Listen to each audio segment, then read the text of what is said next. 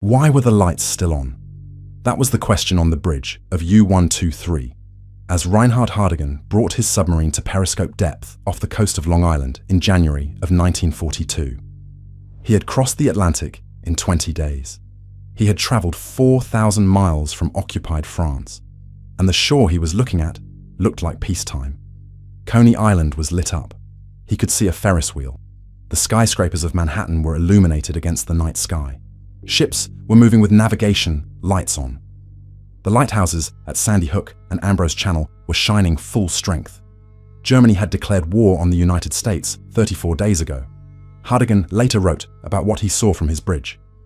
He said he could not describe the feeling in words, but that it was unbelievable and beautiful and great. He said his crew were the first German soldiers ever to look out on the coast of the United States. Then he started sinking ships. When Germany declared war on the United States on December 11th, 1941, Admiral Karl Dönitz had 91 submarines in his fleet. Most of them were not available for what he had in mind. 23 were in the Mediterranean. Dozens more were in yards for repairs. When he tallied what he actually had available for an immediate operation against the American coast, the number was 6. Mechanical failure on one of those reduced it to 5. 5 submarines to attack the most powerful industrial nation on Earth. Dönitz knew the Americans were unprepared. He had watched Britain enter the war in 1939 with years of submarine experience and still suffer catastrophic losses in the early months. The Americans had none of that experience. They had been officially neutral until December 8th, and their Atlantic naval preparations had been focused on the possibility of war, not the reality of it. The convoy systems, the anti-submarine patrols, the blackout procedures, the coastal radar.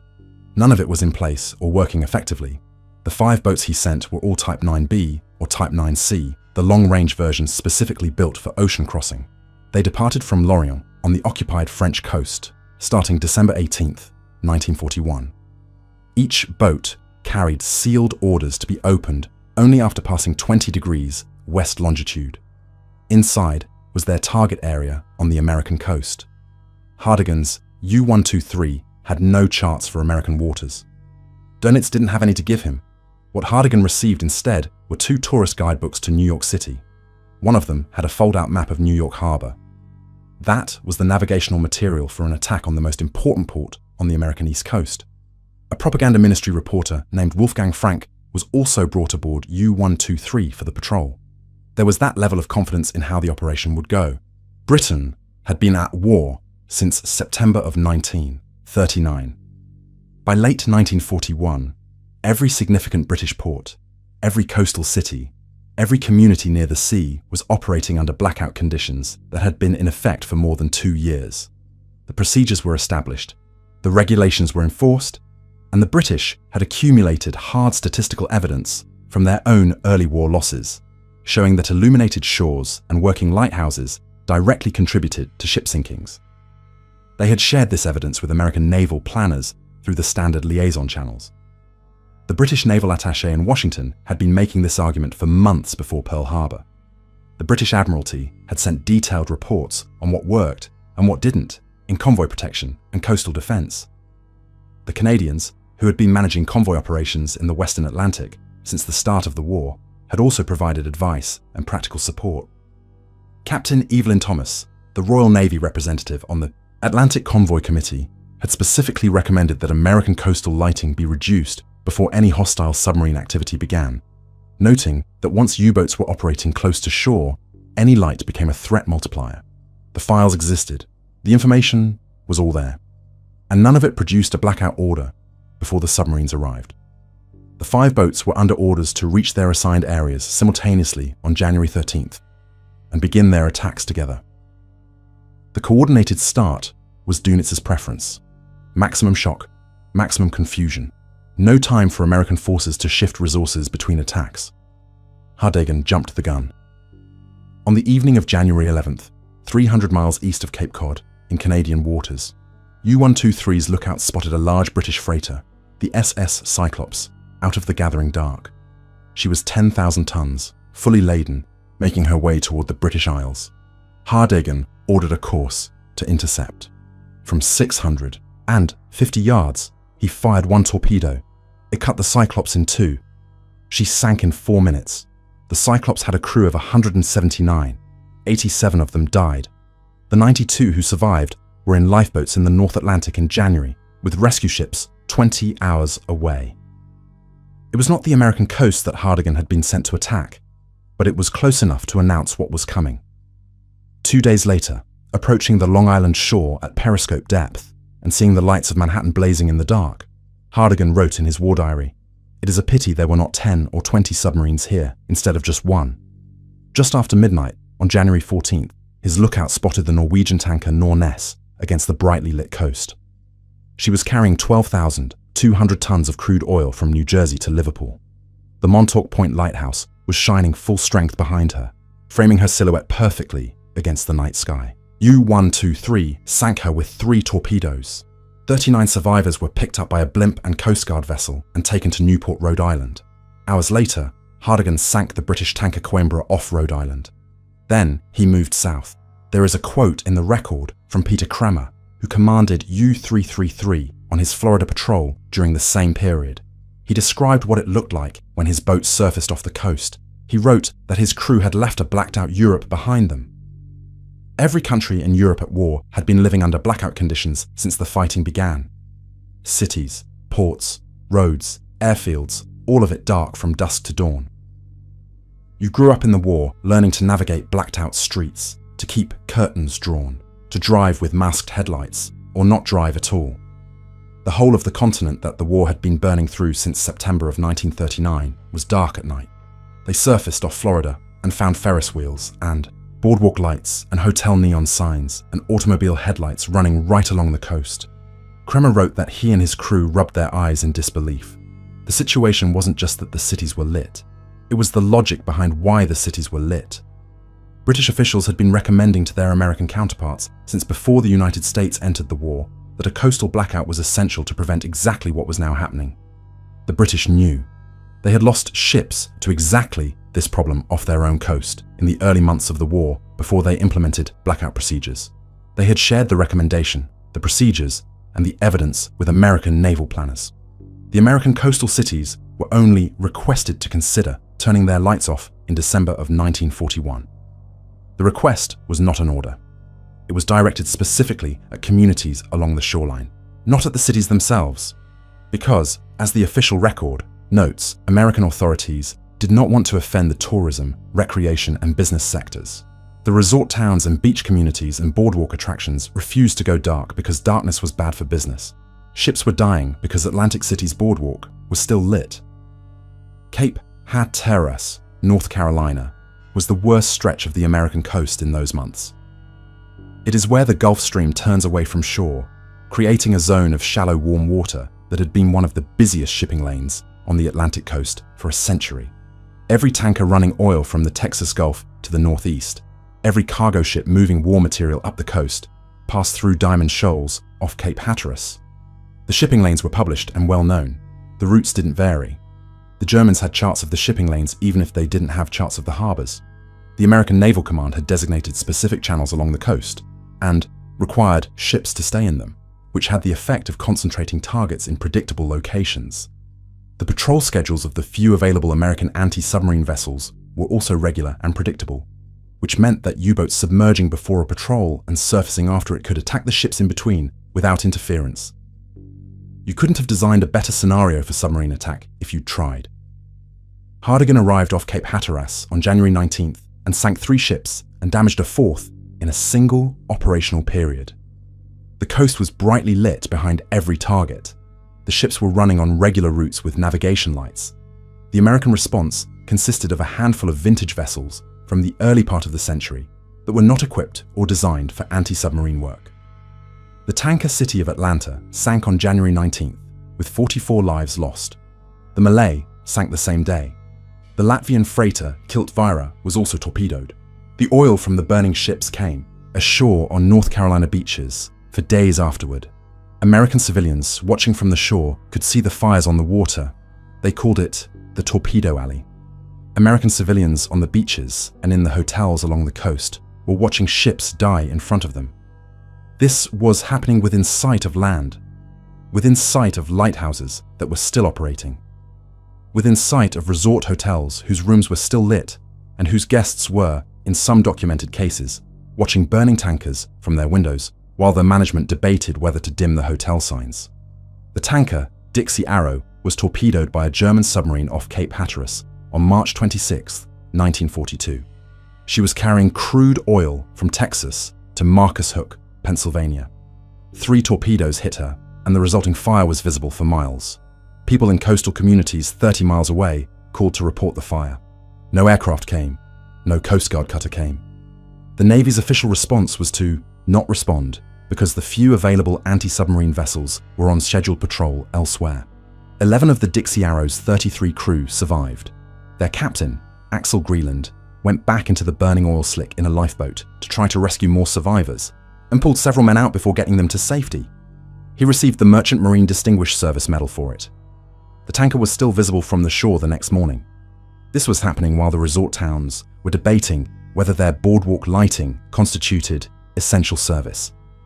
The debate was genuine, documented in municipal records, and it continued through the spring of 1942, while tankers burned off the coast of the communities whose lights were silhouetting them. Historian Michael Gannon, whose 1990 book, Operation Drumbeat, is the definitive account of this period, called it America's Second Pearl Harbor.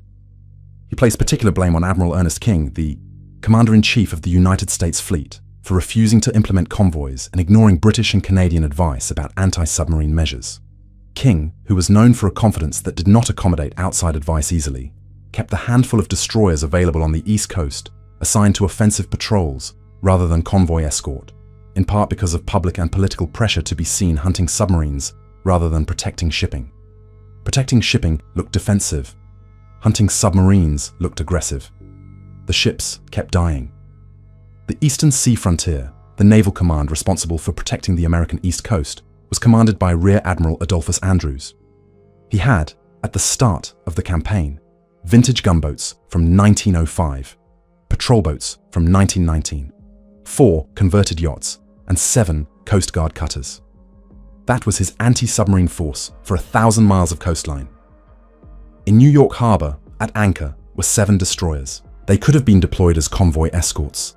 Andrews wanted them. He kept requesting them. The answer was no. The British had explained exactly what was needed. They had been doing this for 2.5 years. They had the data, the doctrine, the trained officers, the institutional experience.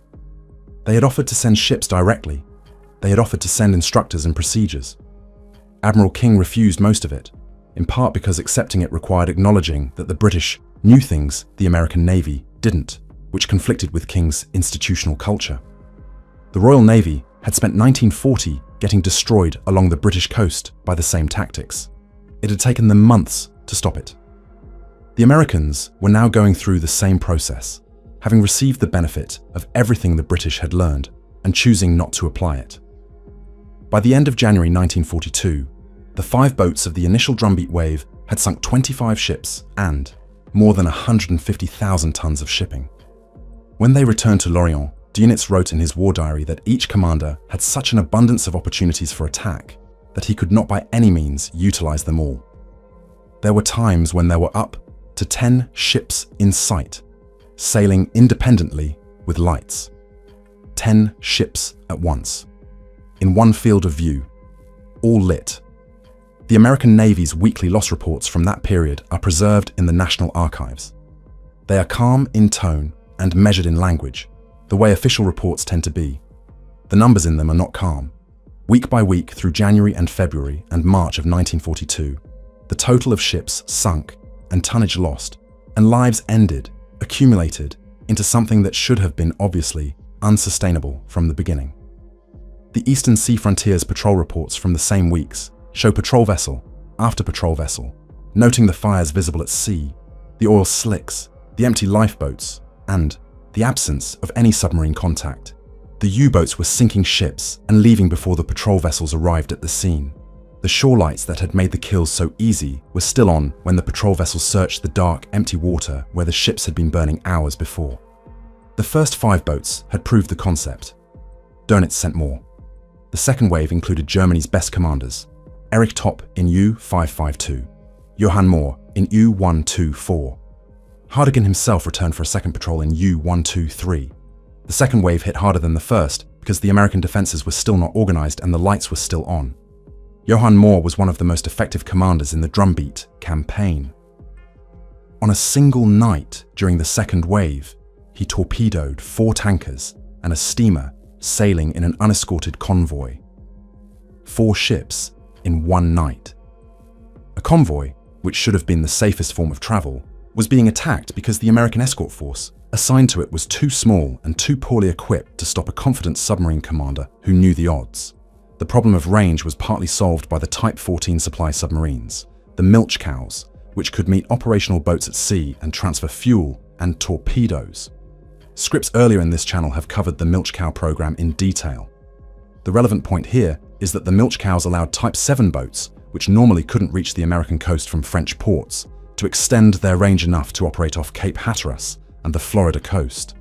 This doubled the number of boats that Dönitz could put in American waters. By the end of the full second, happy time, in August of 1942, 609 ships had been sunk in American coastal waters and the Caribbean, totaling 3.1 million tons. Roughly 1 in every 4 ships ever sunk by German submarines in the entire Second World War was sunk in these 6 months. More than 5,000 merchant sailors died. The northeast of the United States got 95% of its oil from the Gulf of Mexico, and most of that oil moved by tanker up the coast. The losses forced fuel rationing that lasted through 1943, slowed wartime production, and caused the kind of civilian hardship that the blackout itself, had it been imposed earlier, would have cost nothing.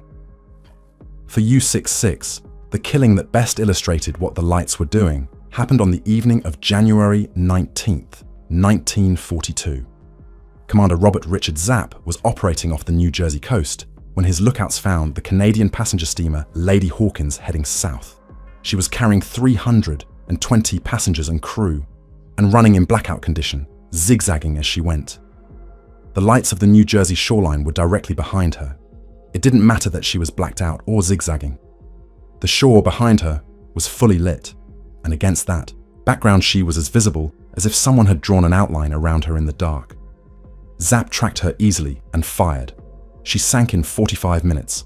Of the 320 people aboard, 71 survived. They were in a lifeboat in the Atlantic for 5 days before being rescued. The other 249 were dead. The Lady Hawkins story captures the essential absurdity of the situation. The ship's captain had done everything correctly. He was running dark and zigzagging. He was following anti-submarine doctrine, but the coastal communities behind him had refused to dim their lights, and their refusal made everything he did pointless. His ship's silhouette was visible for miles from a surfaced submarine, regardless of what the ship's crew did.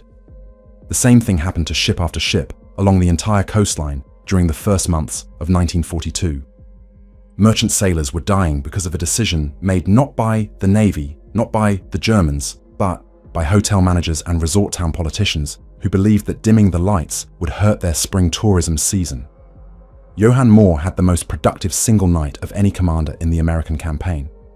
Moore commanded U-124, a Type 9C, and arrived in American coastal waters in April of 1942 during the second wave of attacks.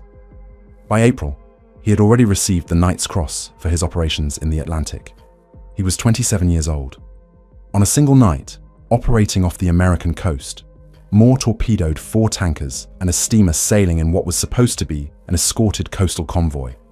The convoy's escort was too small and too lightly armed to stop a determined attack. Moore moved methodically through the convoy, firing, reloading from his remaining torpedoes, and firing again. When he was done, 4 ships were sinking or on fire. The surviving American escort vessels could do nothing effective in response. By the time a response of any kind was organized, Moore had submerged and was moving away. This was not exceptional skill against exceptional opposition. This was what happened when a trained, aggressive submarine commander encountered a convoy with inadequate protection in waters where the shore lit up every target. Admiral Andrews, watching his command's losses mount week by week with almost no assets to respond, described the situation in dispatches that grew increasingly bleak. He had been asking for more destroyers and more aircraft since January. He kept getting told they were unavailable. The destroyers sitting at anchor in New York Harbor were unavailable because they were assigned to the Atlantic Fleet's battle groups, and pulling them for convoy escort would reduce the offensive strength of those groups. This was the logic.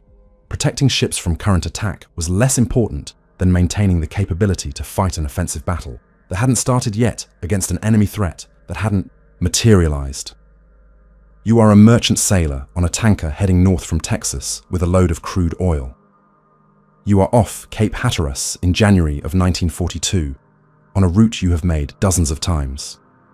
Your ship has navigation lights on because the captain has been told that American coastal waters are safe, that the Navy is handling the submarine threat, that the lights help with traffic. 3 in the morning. A torpedo hits your ship amidships.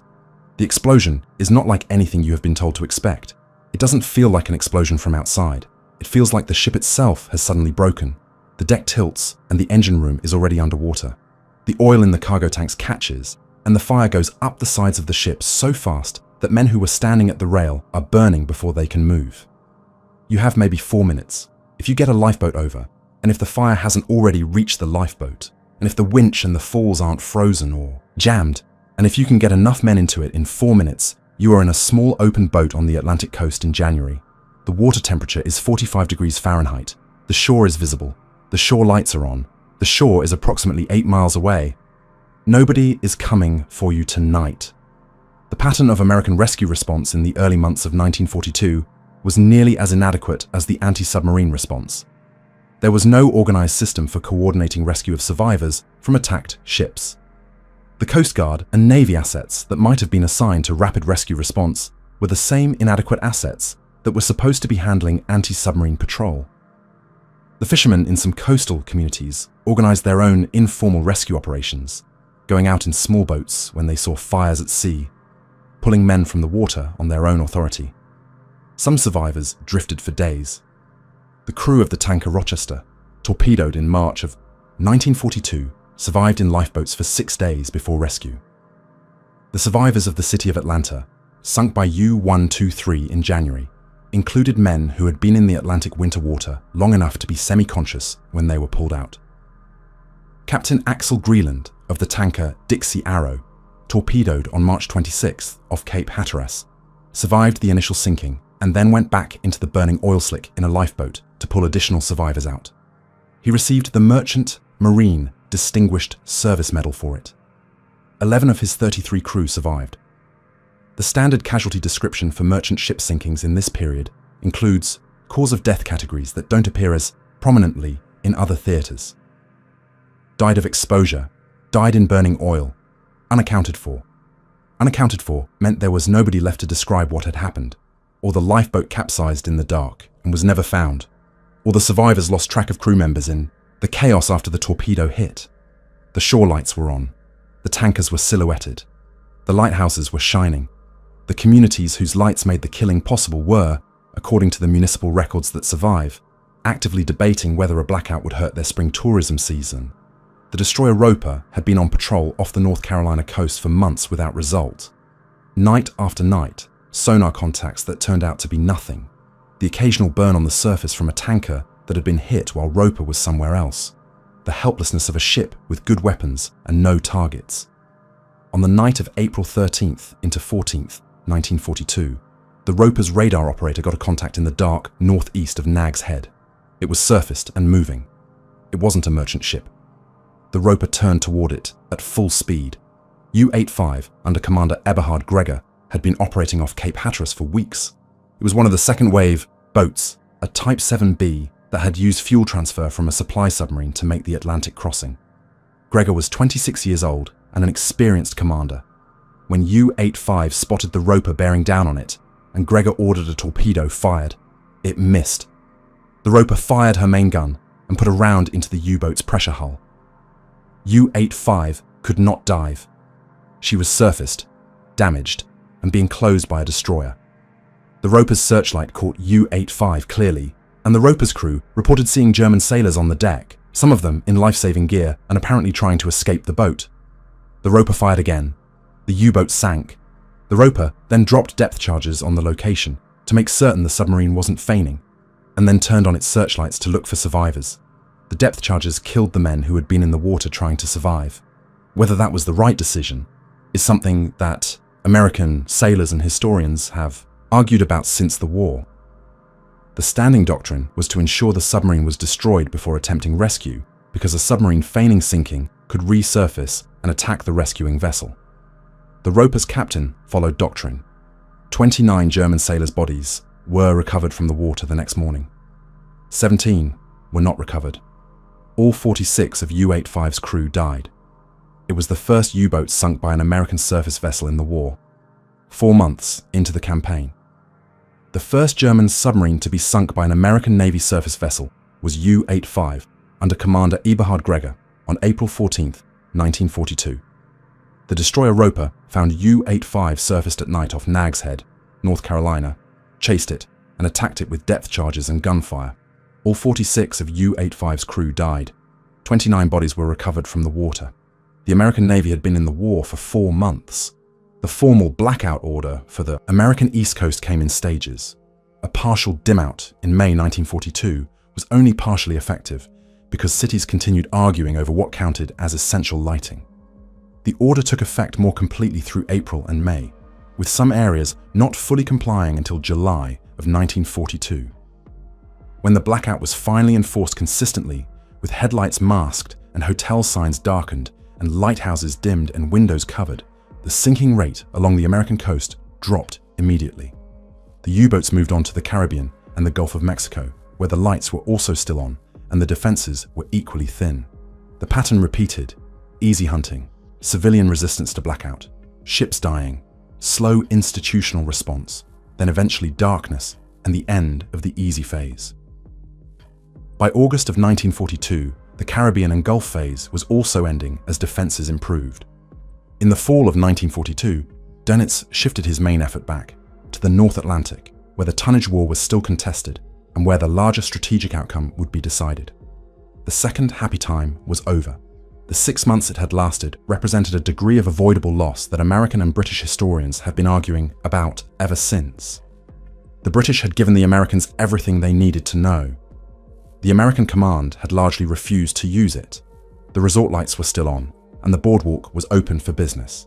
Admiral Ernest King was the Commander-in-Chief of the United States Fleet from December of 1941 until the end of the war. He was 62 years old, thorough, aggressive, and described by several people who worked with him as the kind of man who did not revisit decisions once made. King refused to implement a coastal convoy system for months. He had several stated reasons. One was the shortage of suitable escort vessels. This was real.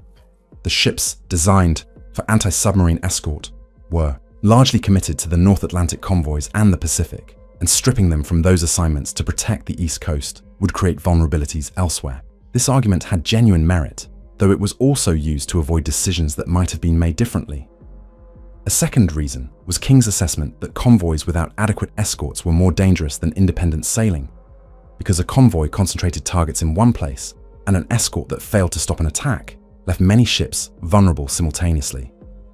This was also a real concern, though the British evidence from their own experience suggested that even minimal escort substantially reduced losses compared to no escort at all. The real tension was something King didn't articulate publicly, which was that the American Navy's culture in early 1942 was still primarily offensive in its orientation. The Navy wanted to find and destroy submarines, not shepherd merchant ships. Convoy duty was defensive, unglamorous, and required the kind of slow, careful patrol work that the American Navy hadn't trained for or prioritized. The destroyers that sat at anchor in New York Harbor were battle group assets, designed and crewed for fleet engagements, not for the painstaking anti-submarine patrol that convoy escort required. The interlocking convoy system that eventually ended the American coastal crisis came together in the spring of 1942, largely because the losses became politically unsustainable. When tanker sinkings started producing fuel shortages in the Northeast that directly affected civilian life, when the oil slicks on the beaches became impossible to ignore, when the bodies washing ashore in New Jersey and North Carolina became a public embarrassment, the pressure on King to do something visible became irresistible. The convoy system that the British had been recommending since January was finally implemented in May. In the first 3 months after a working interlocking convoy system was established, 3 ships were sunk in American coastal waters. In the 3 months before, the average had been more than 1 ship per day. Dönitz had said from the beginning that convoy was the only answer. He had said this as a warning to his own commanders. If the Americans implement convoy, the easy phase is over. He was right, and he knew he was right, and the Americans needed almost 6 months to arrive at the same conclusion independently. Hardigan returned to American waters in April of 1942 for his second patrol. The lights were still partly on, the defenses were still thin, and he added 9 more ships to his total. He sank one of them, the freighter Alcoa Guide, with his deck gun at night, 260 miles east of Cape Hatteras. A torpedo would have been wasteful. There was no threat that required that speed. He surfaced, brought the gun crew up, and sank a merchant ship with artillery like a surface raider. He ran out of torpedoes and returned to France. He was received at Hitler's Wolfschanze headquarters in East Prussia, where the Führer personally awarded him the oak leaves to his Knight's Cross. Hardigan was by then the most successful commander of the American campaign by tonnage, with 16 ships and nearly 99,000 tons across both patrols. He posed for photographs with Hitler. German propaganda made extensive use of his story. He survived the war. He left the Navy in November of 1943 after damaging his eyesight in an accident. After the war, he went into the oil business in Bremen, running fuel depots. He became a prosperous businessman. He became a city councillor in Bremen. He lived long enough to see the Cold War end and the Soviet Union dissolve, and to be interviewed by American and German documentarians who wanted to understand what he had seen from that bridge in January of 1942. He gave those interviews. He answered the questions directly. He described what he had seen from the bridge of U-123 on the night of January 14th, 1942, when his boat surfaced off Long Island and he looked at Manhattan lit up against the dark sky. He described the Ferris wheel at Coney Island. He described the lighthouses shining. He described the ships moving with navigation lights on, presenting themselves to his periscope as targets that were almost too easy to be worth noting. He also, in later years, participated in memorial events for the merchant sailors and their families. He met survivors and widows. He gave his account to historians who were writing about the period. He said in recorded interviews that the American Coast Campaign had been the most successful he had ever seen, and also that its success had depended entirely on American unpreparedness that could have been corrected at almost no cost. The lights, he said, were the thing. Without the lights, the campaign would have been a different story from the first week. He died in Bremen in June of 2020. He was 96 years old. U-85 is still down there, about 30 meters of water off Nags Head, North Carolina. Divers have found it. The hull is largely intact. The roper's depth charges and gunfire broke open sections of the forward hull, but much of the boat is still recognizable. The conning tower is there. The deck gun is there. The torpedo tubes are there. The engines are there. The gauges and fittings that Gregor and his crew operated for months on Atlantic patrol are still in position. 29 of U-85's crew were pulled from the water the morning after the roper sank her, and they were buried at Hampton National Cemetery in Virginia with full military honors in a ceremony that the German and American governments jointly acknowledge today. The other 17 are still in the submarine. They have been there since April 14, 1942. The boat was designated a war grave by the United States government, which means diving on it requires a federal permit and nothing may be removed.